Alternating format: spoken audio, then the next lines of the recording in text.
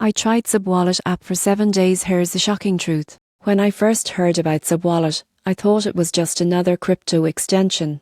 But after using it for 7 days, the shocking truth is that SubWallet might be one of the best wallets for the Polkadot and Substrate ecosystem, and Hardy and Yones talking about it. On day 1, I installed the browser extension and connected it to my Polkadot account. Setup was fast, just a few clicks to create a wallet, back up the recovery phrase, and you're good to go.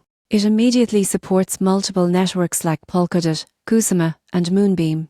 By day 2, I started exploring its features. What impressed me most was the interface: clean, organized, and beginner-friendly. It automatically detects assets across different parachains, which saves you the hassle of switching networks manually. Midweek, I tried staking some DOT tokens. The process was smoother than I expected.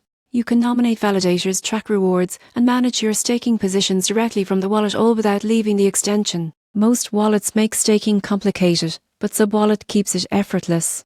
By day 5, I tested connecting it to dApps. It integrated perfectly with platforms like Aster and Parallel Finance. Everything worked instantly, no bugs, no lag, just a seamless WUP experience. After 7 days, the shocking truth was clear. SubWallet isn't trying to compete with MetaMask or Phantom. It's building something tailored, a secure, all-in-one wallet for the Polkadot universe. It combines performance, clarity, and function in a way that most wallets overlook. If you're exploring the Polkadot ecosystem or want a wallet built for the future of interoperable blockchains, SubWallet might be the hidden gem you've been missing. It's smooth, reliable, and proves that the next wave of wallets is already here.